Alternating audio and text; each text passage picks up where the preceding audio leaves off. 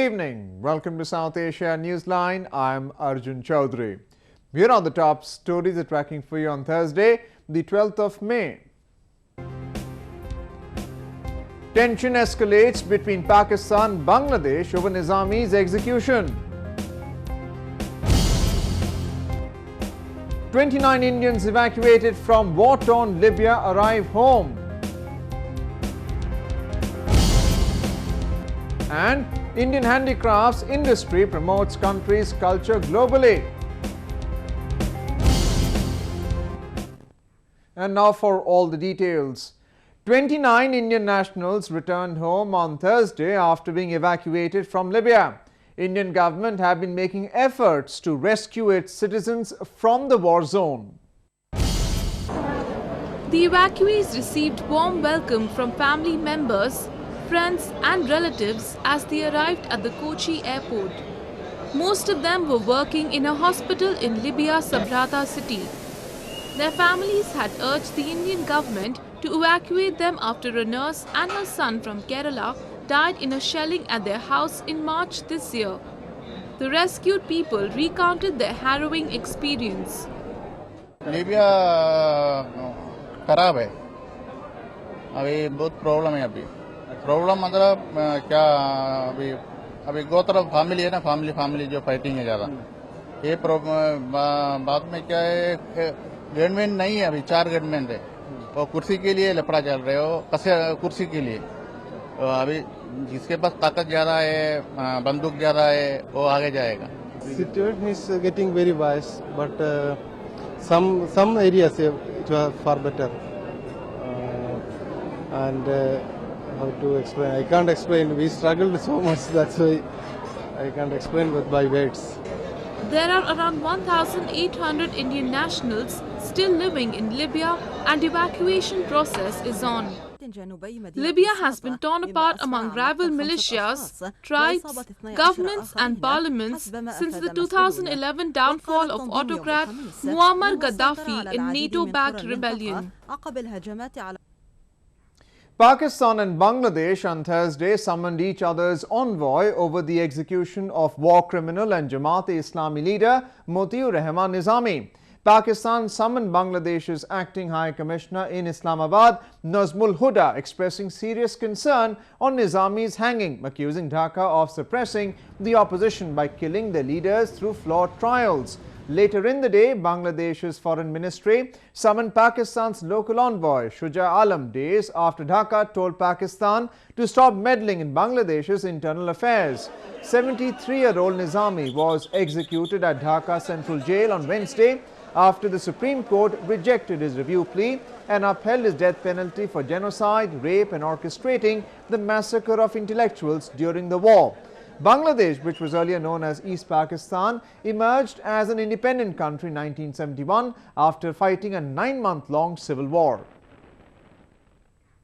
Moving on, people of Gilgit-Baltistan had pinned great hopes on Pakistan Muslim League Nawaz, or the PMLN party, when they elected it to power last year.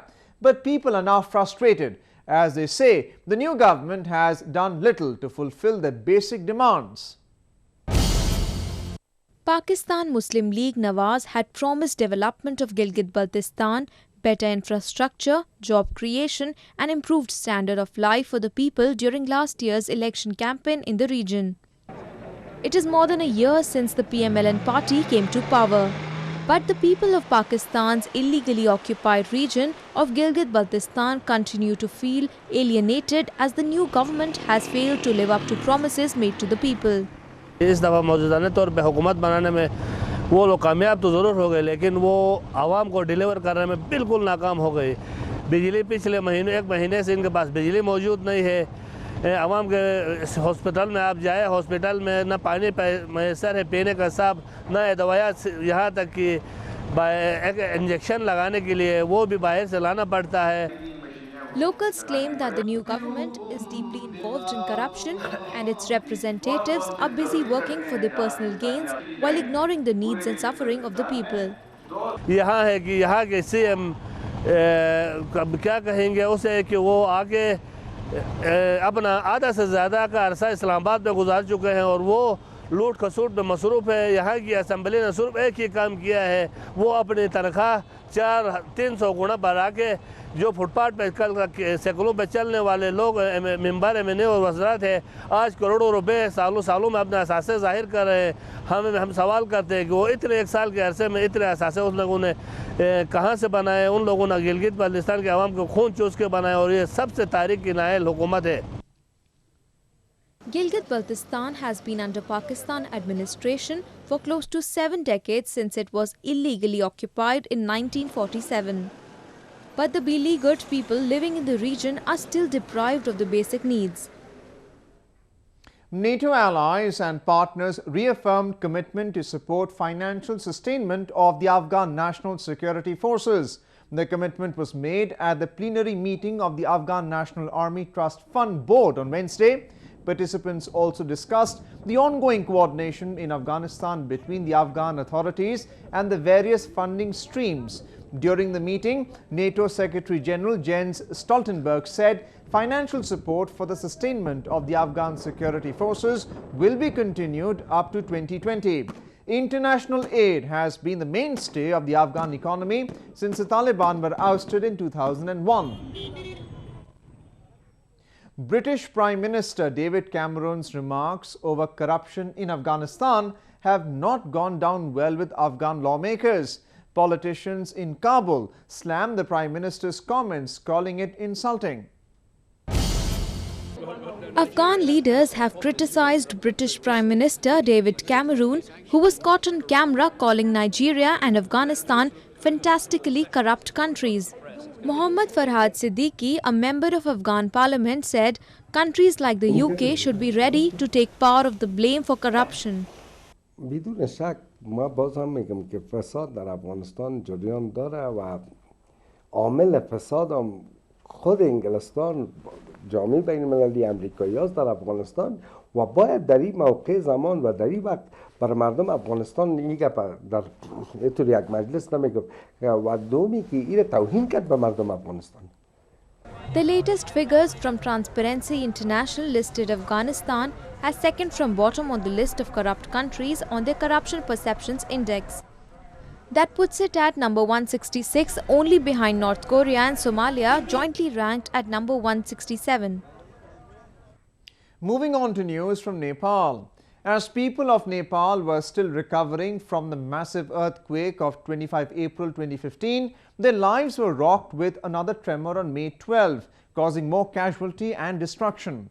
A year later, many of those affected are still struggling to rebuild their lives as frustration mounts at the slow government assistance. A report. It's been a year since her house was flattened in the massive wave of earthquakes. But Sabina continues to live in a hut made from tin sheets and tarpaulin. Despite facing various problems, she has no other option but to stay in the makeshift house as she awaits for government assistance. मलाई चाहिँ एकदम अप्ठ्यारो है दाइ एकदम अप्ठ्यारो भइराछ किनभने उता जाउँ घर छैन यता बसाउँ यस्तै दुःख छ के गर्ने बच्चाहरु छ सानो बालकहरु अब उता जाउँ त्यहाँ खानेकुराहरु बोकेर लानु पर्छ बाबुको बोक्ने हो कि खानेकुरा बोक्ने हो त्यही अप्ठ्यारो छ त्यही भएर यस्तै तिरपाल मुनि पानी चुहिँदै बस्दै गरेको. Her miseries reflect the lives of masses as thousands wait for government assistance. In this difficult time, many civil society organizations and individuals like Surya Bahadur Parihar have been stepping to assist people. A non-governmental worker, Parihar have managed to gather $1,700 from donors mainly in Germany to help rebuild schools. I don't believe to the government also because now since like 1 year, if we compare about the in every earthquake victim areas, and most of the people get the contribution, any kind of contribution like a food, like a tent, like some zinc making a roof also, and they will get it from the some Nepali organization, some Christian religious society also, and some international organization also. It was only last month that the Nepal government began distributing aid fund to victims. Out of millions, only 641 families have received around $471 as the first installment of the reconstruction aid out of a promised $1,885. Handicrafts are a unique expression to represent the culture, tradition and heritage of a country. Indian handicrafts are in high demand in both domestic and international markets. The handicraft sector plays an important role in the Indian economy as it is one of the largest employment generators and accounts for a significant share in the country's exports. Wide variety of items such as gems, furniture, wall hangings, decorative pieces, clothes and many more form part of the Indian handicrafts. तो इधर का काम बहुत अलग है और पता चलता है कि मशीन वर्क क्या है और हाथ का काम क्या है.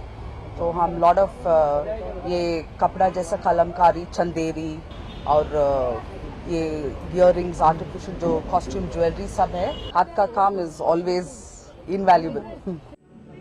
The provincial and regional clusters contribute significantly to handicrafts export. The Indian handicrafts industry is fragmented with more than 7 million regional artisans and more than 67,000 exporters promoting regional art and craftsmanship in the domestic and global markets. The US alone accounted for approximately 26.1% of India's total handicraft exports in 2014-15. It was followed by the European Union, which accounted for approximately 24.7%. हाथ से बनाई गई चीज़ें हैं, उनकी अपनी एक खूबसूरती होती है. ये परफेक्ट नहीं है जैसे मशीन से बनाई हुई रहती है, बट जो हाथ से बनाने में उनकी कारीगरी है वो हमें बहुत अच्छी लगती है.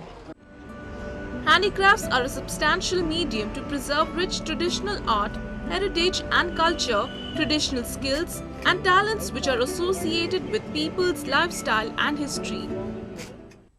Well, that's the way it was in South Asia this evening.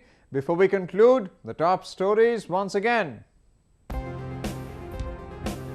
Tension escalates between Pakistan and Bangladesh over Nizami's execution.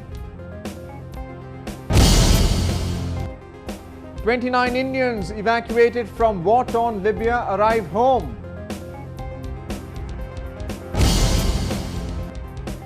And Indian handicrafts industry promotes country's culture globally.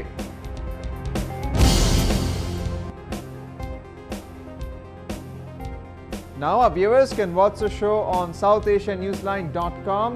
You can also visit us on Facebook.com/SAsiaNewsline and follow us on Twitter @SAsiaNewsline.